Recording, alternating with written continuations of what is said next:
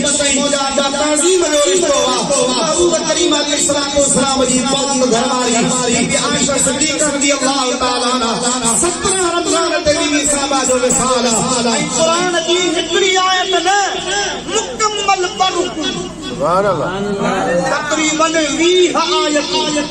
हजरत आयशा सिद्दीक़ा के शान में अल्लाह नाज़िल सुभान अल्लाह या बुखारी शरीफ की हदीस महबूब करीम अलैहिस्सलाम जो मामूर हो अल्लाह जा हबीब कई जन्नत ते निकरंदा हा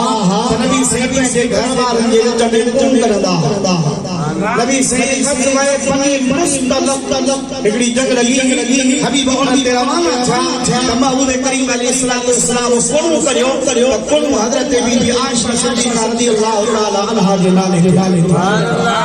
हबीब करीम अलैहिस्सलाम अल्लाह बरकत बीबी साहबा के पास सागर से सफर में घर रखियो नबी से जदे में सफर ते निकरंदा घरवारी गद हुंदी नबी सल्लल्लाहु अलैहि वसल्लम हाओ दग ठाराईंदा हाओ दग पाल की नमूने जैमें जे पादो डोली जैमें पार के पुराने जमाने में खणी जे पादो घोट के या पार के जे पादो सर्कस कराएबो उन डोलीअ में नबी करीम अलैहिस्सलाम साईंदा नबी सीधा पाक हबीब जा हरम उन डोलीअ में हुंदा उन पालकीअ में हुंदा महबूबा पालकी साराई वा पालकी हबीब उठ ते रखराई जिते नबी से आराम जेला उसला लांदा तशरीफ वींदा तवा पालकी साहब जी डूबी लाईंदा बीबी सार अंदरा निकरंदी कदाए हाजत जा को कमकार हुंदो वा करे वरी उन पालकीअ में वेंदी रतवे बनी मुस्तलक से महबूब करीम अलैहिस्सलाम तशरीफ वींदा हबीब उम्मा खां जले वापस ते आया त एकड़ी जगह ते हबीब रात के टाइम ते आराम फरमायो महबूब करीम अलैहिस्सलाम उते रुकिया अल्लाह जा हबीब जले रात जो आखिरी पार जो महबूब करीम अलैहिस्सलाम फरमायो त सजा वाजा छो सफर पंजो जे पाल वरी पाण जे जारी रखनुवा हजरत बीबी आयशा सिद्दीक़ा रज़ियल्लाहु ताला अन्हा फरमाई थी त मां पंहिंजे क़ज़ाए हाजत जे ला निकरी वेसी क़ज़ाए हाजत जे ला मां उते वियुसि जो हार उते जे पाल टुकड़ी को जो पाल माना गिरी पियो मां वापस आयो त वो हार मुंहिंजे हथ में कोन हार कोन जे ला मां वरी वापस वियुसि पोइ ते महबूब ते सही ऐलान करे छॾियो हबीब करीम अलैहिस्सलाम रवाना थी विया सलात पढ़ त मां तोखे ॻाल्हि ॿुधायां जेकॾहिं पुट हो त हलाल त हलो जे सलात पढ़ंदा सल्लल्लाहु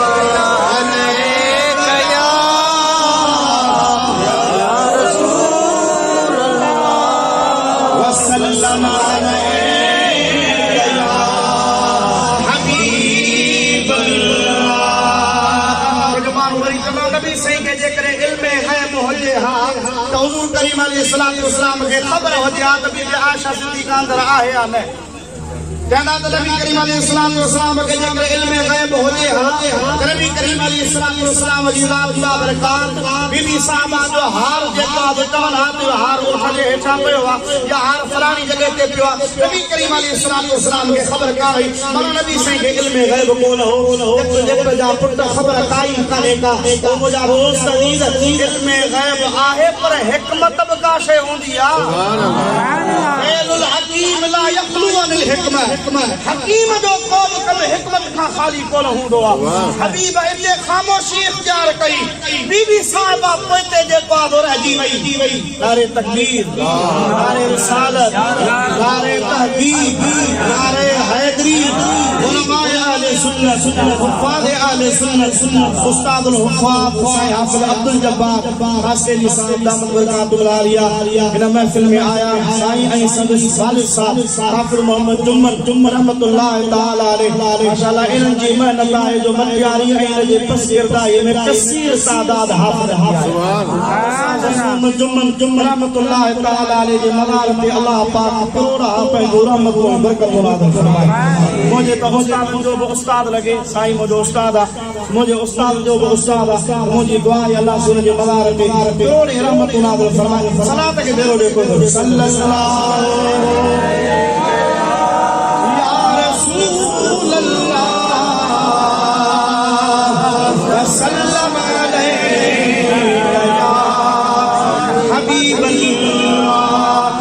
करीम अलैहिस्सलाम जी रात बरकत माना मार्ग पे कयो त हिकमत बकाशे हुंदी आ हबीब खामोश रहा त मुनाफिकन जो पतो पवे त मुनाफिक केर सुभान अल्लाह हबीब इन जे लाभ खामोश रहा त बीबी आयशा सिद्दीका जे मकामी मर्तबे जी दुनिया वारन जे खबर पई सुभान अल्लाह नबी सी खामोश रहा हबीब पंहिंजे सफ़र के जारी रखियो बीबी साहबा पाण की फरमाना पोते रहजी मूंखे पतो पियो त हबीब रवाना थी विया मां उन जगह ते जिते काफ़िलो तरसियल हो मां उते ई जेको आहे सो पंहिंजे मथां चादर ॾेई सुम्ही रहियो नबी सी हिकिड़े साहबी खे पोइते रखंदा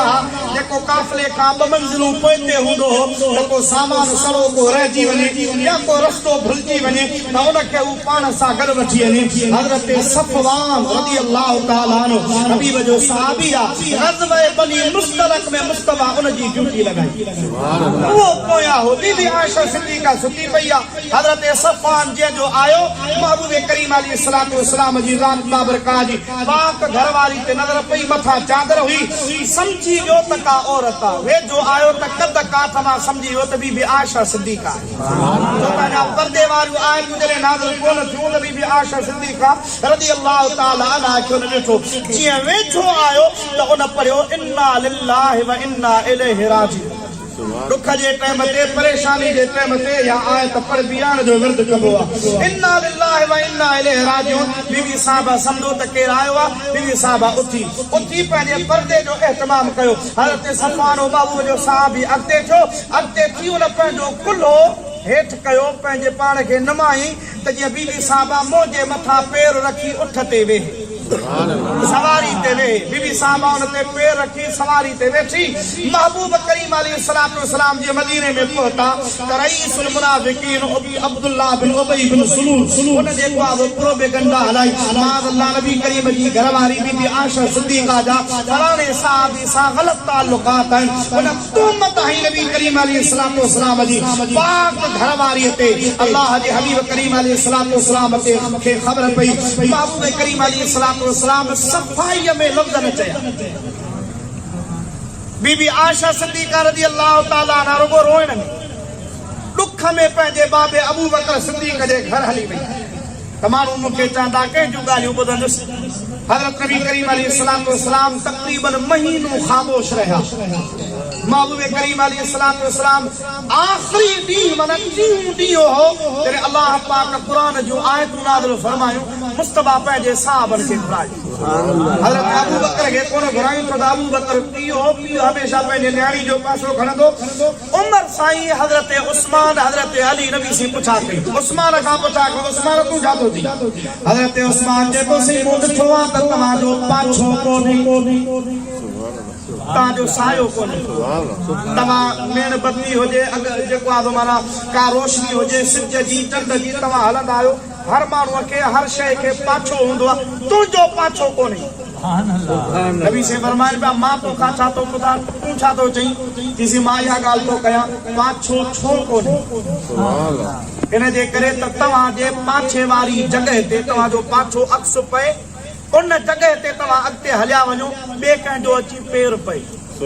उन जगह ते ॿी का अची गंदगी पई अल्लाह पाक खे गवाह कोन्हे त को नापाक पेर तुंहिंजे पाछे ते पवे महबूब तुंहिंजे पाछे ते नापाक पेर गवाह कोन्हे त तुंहिंजी ज़िंदगी में नापाक औरत अल्लाह खे बर्दाश्त सुभान अल्लाह हज़रत अली मुर्तज़ा खां नबी से पूछा कोई चार अली पूछा तो जिसी मुंह ॾिठो आहे तव्हांजे जिस्म ते करे मथ कान वेठी सुभान अल्लाह तव्हांजे जिस्म ते त कान थी वेहे पर तव्हां चादर पटको इमामू पंहिंजी कमीस में जो जुब्बो मुबारक तव्हां पायो ऐं हदीस पाक में अल्लामा क़ाज़ी इयाज़ लिखियो आहे नबी से को बि कपिड़ो महीननि जा महीना इस्तेमालु कनि हालांकि हबीब जल्दी जेको आहे कपिड़ा मटाईंदा पर महीननि जा महीना हबीब कपिड़ो को इस्तेमालु कनि हबीब जे जिस्म पे वो कपड़ो मेरो कोन थींदो सुभान अल्लाह गंदगी गुबार मिट्टी दज़ हबीब अलैहिस्सलाम जे जिस्म खे कान ईंदी बिना चेहरे जे धोइण जे बि हबीब जो चेहरो तरव ताज़ा हूंदो सुभान अल्लाह हबीब जा कपड़ा बिना धोइण जे बि हमेशा साफ़ सुथरा ऐं उजरा हूंदा नबी सही जॾहिं चादर का लाहे भर में रखनि नबी से जे जिस्म ते त कॾहिं मख कान वेंदी पर उन कपड़े ते बकरे मथ कान वेठी जेको कपड़ो मुस्तफा जे जिस्म ते लगी सुभान अल्लाह बिना पाचे तुझो पाक जिस्म मथ के नहना जो तो हो यूसुफ जो आए हुस्न यूसुफ जो आए हुस्न इसी से मतलब बस बस नबी तुझे शान मथा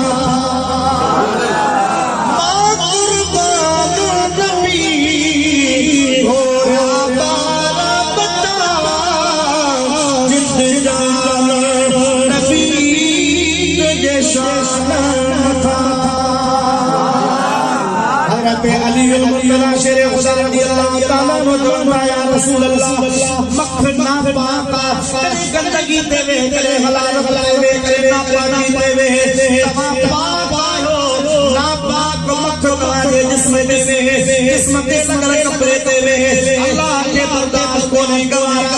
कोने ओ सोना बाबू के नापाक मखना दे जिस्म ते गवारा कोने आशा सिद्दीका बाबा के नापाक हो जे जे निकाह में कामयाबे हा जे निकाह में जे का बोर तो आई मुबारक सुभान अल्लाह हजरत उमर खान भी नबी साहब उमर को पूछा दो उमर से लौला इसमें तुम हो कुल मा यकून लना अन नतकल्लम बिहादा सुभान कहा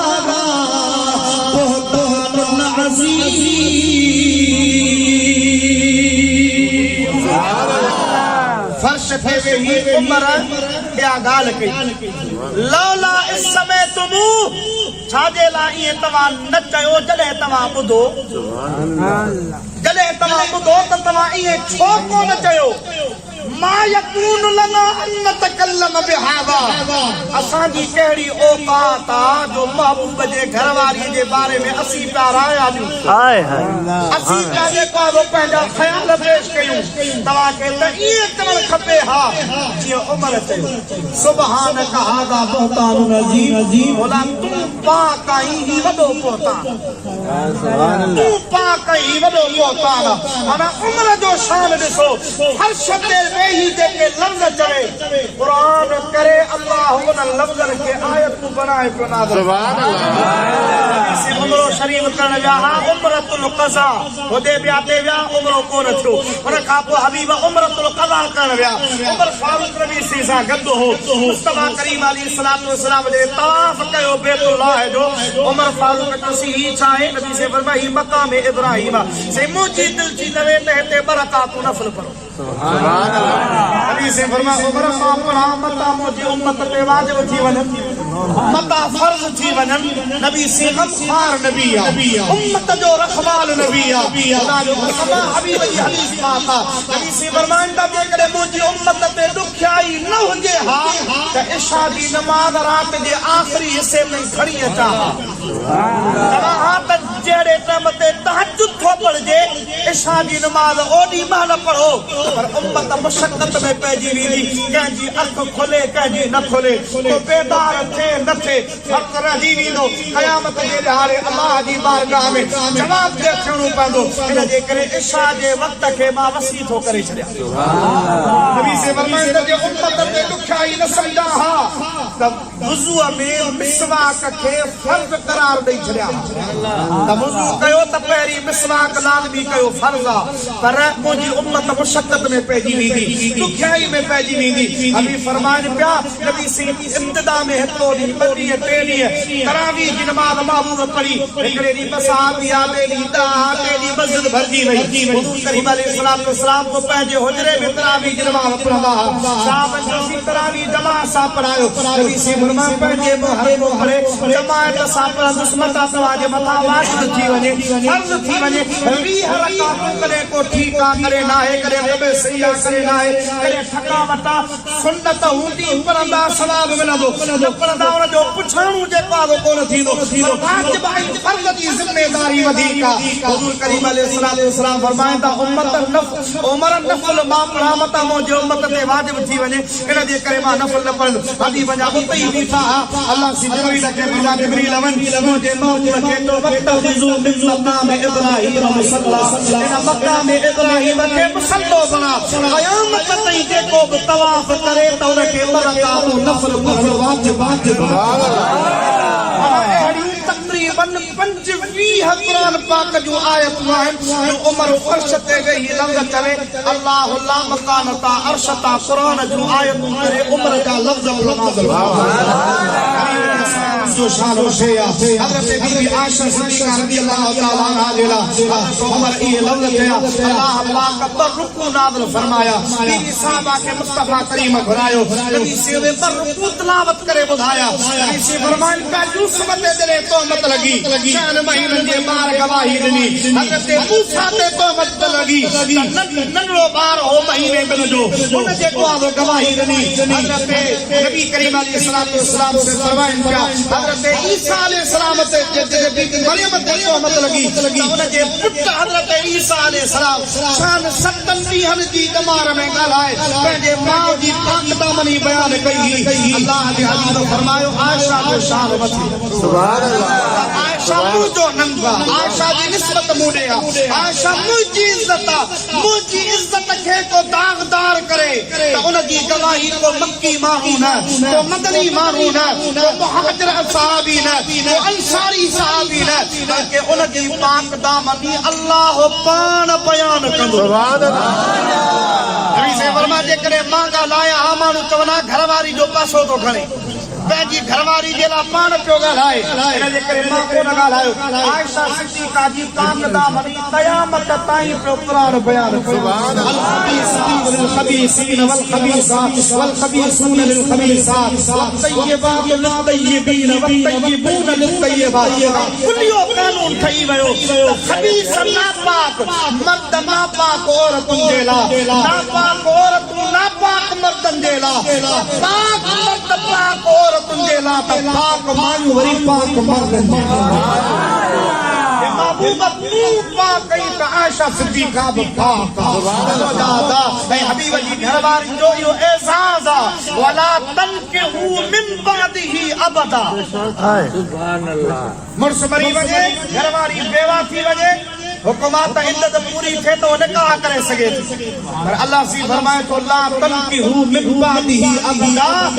नबी सी जो घरवारियूं मुस्तफा करीम जे विसाल खां पोइ भले उन्हनि जी केॾी बि जमार थे उम्मतीअ जे मथां हबीब जूं घरवारियूं हराम के सगी मां हुर्रिमत अलैकुम उम्महातुकुम सगी मां जी हराम आहे ये महबूब जी घरवारियूं गजे असांजूं रूहानी मायूं पर उन्हनि जो मक़ाम ई होवा जो अल्लाह ताला जी ज़ात बाबरकात फरमायो ला तनकिहू मिन बादिही अबदा नबी करीम अलैहिस्सलातु वस्सलाम जी ज़ात बाबरकात जे घरवारियूं सां भले केतिरी बि हुननि जी जमार हुजे केरु निकाह कोन कंदो इन जे तहत आलम लिखियो आहे इन जे करे त मुस्तफा हयातुन नबी उन जी घरवारी थे जेको मरी वञे बेवा उन जी घरवारी थे जेको गुज़ारे वञे आमिना जो लाल हयात आहे मुस्तफा करीम अलैहिस्सलातु वस्सलाम जे घरवारी जो इहो शान आहे इहो मक़ाम आहे इहो मर्तबो आहे त मुंहिंजा दोस्त अज़ीज़ जंगे जमल जेका लगी जंहिंमें चयो वेंदो आहे त बीबी आयशा सिद्दीक़ा रज़ी अल्लाह तआला अन्हा हज़रत अली सां विड़ी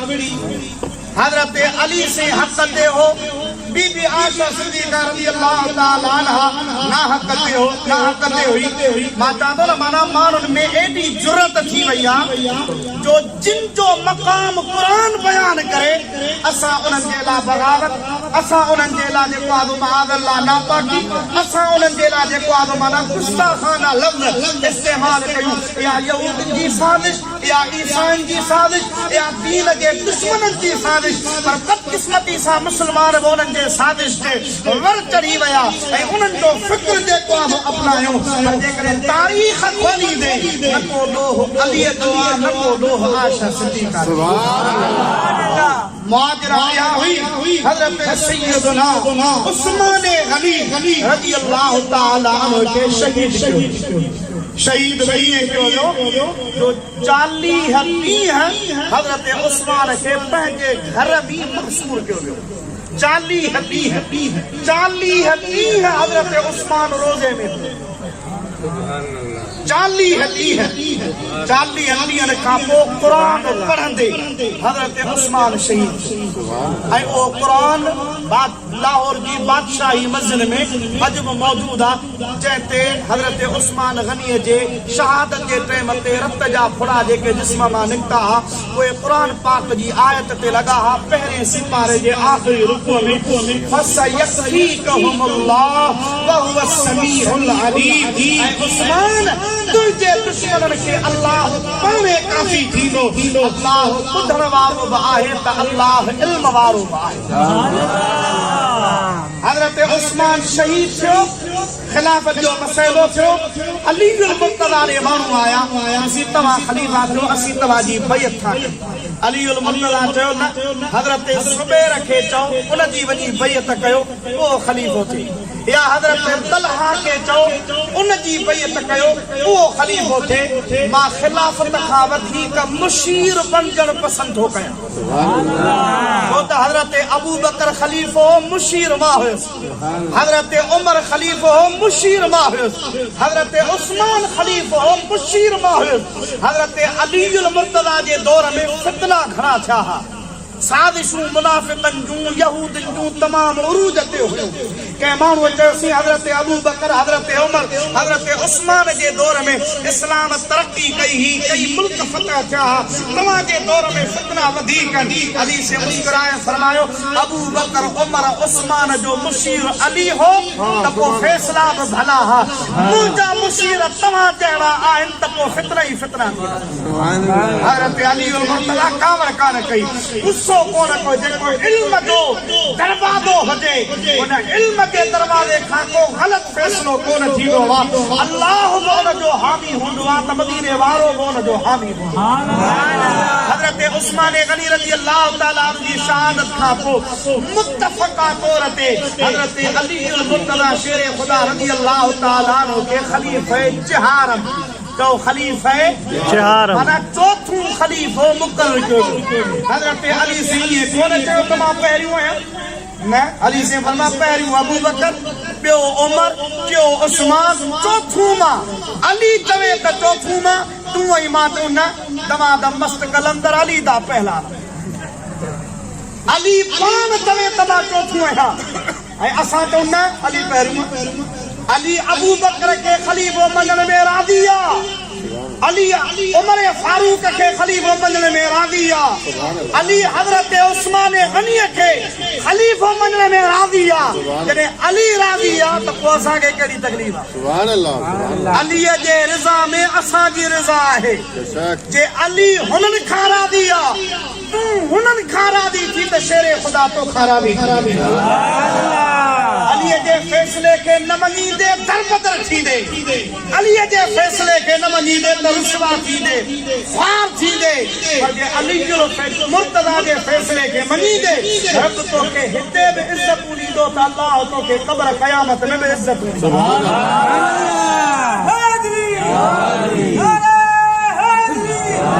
बीबी आयशा सिद्दीक़ा रज़ी अल्लाह तआला अन्हा उन टाइम ते हज करण जे लाइ मक्के पाक वई तो सुभान अल्लाह अली मुर्तज़ा शेर ख़ुदा जी खलीफ़ो थियो त मदीने वारनि कयो त अली उस्मान साईं खे जिन क़त्ल कयो उन्हनि जो असांखे क़िसास खपे बस मुख़्तसर तव्हांजी ख़िदमत में अर्ज़ कयां छो त इन जो ख़ुसूसन मूंखे चयो वियो त इन मसइले जी वज़ाहत कजो हालांकि आहे मुशाजरात अहले सुन्नत में मुशाजरात अहले सुन्नत जे लाइ अहले सुन्नत व जमाअत जो इहो ई फ़ैसिलो आहे त जंहिंखे इल्म हुजे उहो ई ॻाल्हाए जंहिं वटि इल्मु कोन्हे को त उहो इन्हनि मसइलनि ते बहस न करे असांजे लाइ इहो ई आहे अली साईं बि हक़ ते हो बीबी आयशा सिद्दीक़ा बि हक़ ते पर हाणे वज़ाहत कयां त कीअं माना मुतालिबो इहो थियो त हज़रत उस्मान जा जेके कातिल आहिनि उन्हनि खां क़िसास वठो हज़रत अली साईं उन जे लाइ पेशकदमी कई हाणे क़िसास जे लाइ शरीयत जो हुकुम आहे त गवाह हुजनि अथनि त कहिड़ा माण्हू आहे जिन क़त्ल कयो अच्छा क़त्ल जेॾी महिल हज़रत उस्मान गनी खे कयो वियो तोॾी महिल हज़रत उस्मान गनी वटि एॾी गवाह सिर्फ़ु संदसि घरवारी हज़रत बीबी नाइला ॿियो केरु अथनि त कशमदीद गवाह कोन हो हज़रत अली उल मुर्तज़ा शेर ख़ुदा रज़ी अल्लाह तआला अन्हु फरमायो त मां ज़रूर एक्शन खणंदुसि पर मां ॻोल्हियां मूंखे गवाह मिलनि एनी गवाह जेके अथनि तक मूंखे ॿुधाइनि त फलाणा फलाणा कातिल आहिनि ईअं न त कातिल हिकिड़ा हुजनि सज़ा ॿियनि खे मिले हज़रत अली उल मुर्तज़ा खे मदीने पाक मां ॿियो मुतालिबो थियो बीबी साइण हुई मके पाक में हज जे लाइ वई उते इहा ॻाल्हि पहुती हज़रत उस्मान गनी जे शहादत जी आहिनि हज जा ॾींहं ॻाल्हि पहुती त बीबी आयशा सिद्दीक़ा खे बि तमामु घणो दुख थियो बीबी साहिबा बि इहो मुतालिबो कयो त जेके कातिल आहिनि वक़्त जे ख़लीफ़े जो इहो कमु आहे त उन्हनि खां क़िसास वठो तो सुभान अल्लाह बीबी आयशा सिद्दीक़ा रज़ी अल्लाह तआला अन्हा जी ज़ात बाबरकात उते मक्के पाक में हुई हज़रत सैयदना ज़ुबैर हज़रत तलहा रज़ी अल्लाह तआला अन्हुमा ॿिया वजा सहाबी कसीर जेके हज जे लाइ विया उहे मक्के पाक में मौजूद हा बीबी साइण खे उन्हनि मशवरो ॾिनो त तव्हां बजाए मदीने पाक वञण जे तव्हां बसरा ॾे वञो बीबी साइण जेको अच्छा छो त मतां उहे माण्हू जिन हज़रत उस्मान गनीअ खे क़त्ल कयो आहे उहे हिन वक़्तु मदीने में मौजूद हूंदा मतां उहे तव्हांजे हुजरे ॾे बि अचनि मतां उहे तव्हांखे बि शहीद करण जी कोशिशि कनि या तव्हांखे तकलीफ़ ॾियण जी कोशिशि कनि बीबी आयशा सिद्दीक़ा रज़ी अल्लाह तआला अन्हा बसरे वई हज़रत अली साईं जी ख़बर पहुती हज़रत शेर ख़ुदा रज़ी अल्लाह तआला अन्हु बि बसरे ॾे रवाना थिया अमीर मुआविया रज़ी अल्लाह तआला अन्हु शाम मुल्क जो गवर्नर हो शाम मुल्क जो गवर्नर हो उस ताईं भी इहा ॻाल्हि पहुती हज़रत अमीर मुआविया जे तरफ़ां बि इहो मुतालिबो थियो त जिन क़त्ल कयो आहे हज़रत उस्मान गनीअ खे उन्हनि खां क़िसास वरितो वञे हाणे तव्हां ॿुधायो त इहो मुतालिबो ग़लति आहे हिकिड़ो वॾो सान्यो थियो वॾो हिकिड़ो माना वाक़ियो थी वियो नबी करीम जो सहाबी नबी करीम जो नियाणू इस्लाम जो ख़लीफ़ो अमीरुल मोमिनीन शहीद थी वियो बीबी आयशा सिद्दीक़ा फरमाए जेकॾहिं ईअं वक़्त जा ख़लीफ़ा शहीद थींदा रहंदा त पोइ अनारकी थी वेंदी जेके कातिल मुजरिम आहिनि उनखे कटहरे में आणे उन्हनि खे सज़ा ॾिनी वञे हज़रत अली उल मुर्तज़ा शेर ख़ुदा रज़ी अल्लाह तआला अन्हु बसरे तशरीफ़ वठी विया इन लिहाज़ सां त हज़रत अमीर मुआविया सां बि ॻाल्हियूं कया हज़रत बीबी आयशा सिद्दीक़ा रज़ी अल्लाह तआला अन्हा सां बि ॻाल्हियूं कया जंग जे लाइ न को अली वियो न को जंग जे लाइ हज़रत बीबी आयशा सिद्दीक़ा रज़ी अल्लाह तआला अन्हा आई जेकॾहिं जंग जे लाइ अचे हा त मके खां मदीने अचे हा मके खां बसरे ॾे न वञे हा ऐं बीबी साहिबा ईअं बि कोन्हे को त माण्हू गॾु करण जे लाइ ओॾे वई न माण्हुनि जो रायो वठण जे लाइ त माना रायो मज़बूत थिए त वक़्त जे ख़लीफ़े जे अॻियां इहा ॻाल्हि रखिजे त हज़रत उस्मान गनीअ जे कातिलनि खां क़िसास वरितो वञे हज़रत सैयदना बीबी आयशा सिद्दीक़ा रज़ी अल्लाह तआला अन्हा उते हज़रत अली साईं रज़ी अल्लाह तआला अन्हु उहे बि जेको आहे उते पहुता कंहिं जॻह ते मुलाक़ात थी पाण में ॻाल्हियूं थियूं त इहा ॻाल्हि तइ थी त जंग कंहिं बि मामले जो उसूली जेको आहे माना मसलियत वारो फ़ैसिलो कोन्हे को जंग असीं बि मुस्लमान तव्हां मुस्लमान जंग असांजे तरफ़ां सुलह जी का ॻाल्हि निकिरे हज़रत अली साईं फरमाए जीअं तव्हां चयो आहे ईअं कातिलनि खे ॻोल्हियो उन्हनि खां क़िसास वरितो वेंदो बीबी साहिबा इन ॻाल्हि ते राज़ी थी वई ॿिन्ही जो सुलह थी वियो माना जेके ॻाल्हियूं विचनि माण्हू हलायूं उन्हनि ॻाल्हियूं ख़तमु थी वियूं ॿिन्ही जो सुलह थी वियो अच्छा जॾहिं सुलह जी ॻाल्हि थी त माना हुतां सुलह जो मतिलबु इहो आहे त रंजिश कान हुई